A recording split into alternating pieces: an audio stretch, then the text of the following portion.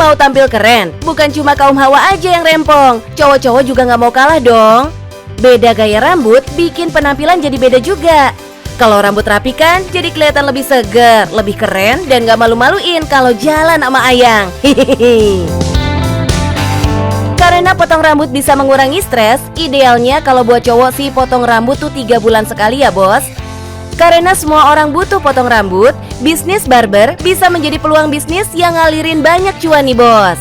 Kuy, kita nongki sekalian kulik bisnis barbershop yang ada di Kebayoran Baru, Jakarta Selatan ini.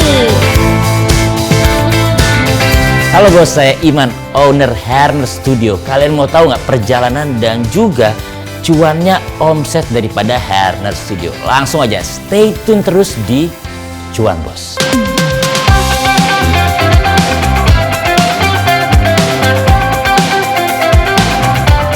Kelahiran tahun 90-an ini sudah menekuni bisnis potong rambut selama 8 tahun loh. Waduh, lama juga ya bos.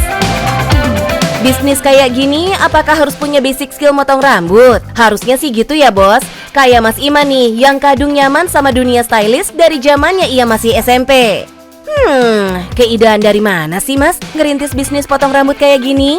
Kalau seandainya ide itu berasal sebetulnya lebih ke arah hobi saya sendiri adalah mencukur rambut. Habis itu kemudian juga dari kecil saya juga rambutnya suka aneh-aneh. Tapi ada satu idea yang bagi saya cukup mencengangkan adalah dimana misalkan kebutuhan primer ada papan, ada sandang, ada pangan, dan saya sadar ternyata manusia itu lahir ketika bayi pasti memiliki rambut. Nah di situ adalah peluang bisnis yang mungkin akan bisa dilihat pada saat itu. Namanya ide bisnis bisa datang dari mana aja ya bos? Setelah beberapa tahun menjadi karyawan di salah satu perusahaan BUMN, Mas Iman memilih untuk resign dan fokus di bisnisnya sekarang. Dan terbukti, bisnisnya tumbuh makin besar. Bisnis potong rambut kan macam-macam ya bos. Ada yang bentuknya salon, tukang cukur biasa, atau barbershop kayak gini nih. Konsep barbershop dipilih karena lebih bisa fokus menjaring konsumen. Dengan sistem buka cabang di beberapa titik, usaha potong rambutnya pun berkembang pesat sampai-sampai udah ada 4 cabang sekarang. Wih. Tapi nggak ujuk-ujuk bisnis jadi segede gini ya bos. Di awal ngerintis, Mas Iman sempat terancam bangkrut loh. Waduh. Semua bisnis itu sifatnya 50-50 ya. Nggak mungkin ada yang lebih untung, nggak mungkin ada yang lebih rugi juga. Semuanya adalah bagaimana cara kita meng-create di awalnya. Nah, kalau seandainya dirasa bisnis barbershop ini yang paling sulit adalah meyakinkan orang Indonesia itu yang masih bisa dikatakan tuh buta grooming lah, terutama di kalangan cowok gitu, pria. Sehari-hari, barbershop ini menangani sekitar 100 kepala. Itu baru weekdays aja ya bos. Kalau weekend, wah bisa 400-an kepala. Cakep nggak tuh? Tarif yang dipatok sangat masuk akal buat sekelas barbershop yang pelayanannya oke punya. Mulai dari 150 sampai 185 ribu rupiah. Nah, yang penasaran kenapa harganya mahal? Soalnya semua capster di sini jebolan Hair Academy semua, bos. Selain hair studio dan hair product, Mas Iman juga ngembangin usahanya sampai ke kelas cukur, bos. Di Hairner Academy, nggak cuma ngajarin keterampilan motong rambut, tapi juga ngajarin pendidikan soft skill service excellent untuk menjadi seorang barberman atau capster. Plus, gunting yang dipakai buat nyukur customer harus di atas 5 jutaan. Widih, emang kayak gimana sih gunting mahalnya, Mas? Nah, bos, ini adalah koleksi gunting yang dipakai di Hairner Studio. Oke, ini gagangnya terbuat dari African wood. Nah, di sini terlihat berbeda lekukan di sininya.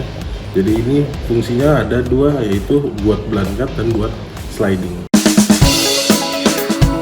FYI nih bos, gunting mahal dibuat khusus untuk penata rambut. Gunting ini memiliki ketajaman yang tinggi dan bisa dipakai sampai 20 tahun. Dan hasilnya pun akan berbeda. Ketika rambut mulai tumbuh, biasa gunting yang murah cenderung membuat rambut rusak dan bercabang ketika dipotong. Selain dari hairstylist, Mas Iman juga mengambil keuntungan dari penjualan hair produknya.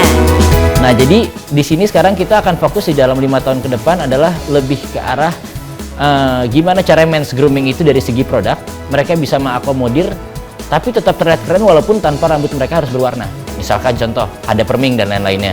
Contoh sekarang juga kita mengeluarkan beberapa produk yang menjadi masalah utama di Indonesia. Misalkan pada pria, ketombean karena maksudnya mereka pekerja kebanyakan terkena matahari dan lain-lainnya. Tapi bisnis ini ternyata emang beneran cuan loh. Aliran dokunya tuh bikin mupeng. Fokus kita masih di kualitas, dan untuk omset mungkin di setiap masing-masing cabang kurang lebihnya di angka 300 sampai dengan 450-500an lah. Mama mia, cuannya grojokan nih. Kalau kata anak sekarang, no play-play bos. Untungnya seluruh tim pada kompak ya. Dari capster, staf kasir, sampai tim sosmed yang rajin bikin konten-konten seru. Sebetulnya untuk artis ini rambut adalah titik yang paling berbahaya bagi mereka. Katakanlah ada yang pemain sinetron, berarti mereka harus melakukan continuity. Ada yang bermain di layar lebar, berarti mereka harus sesuai dengan requirement daripada karakter mereka sendiri.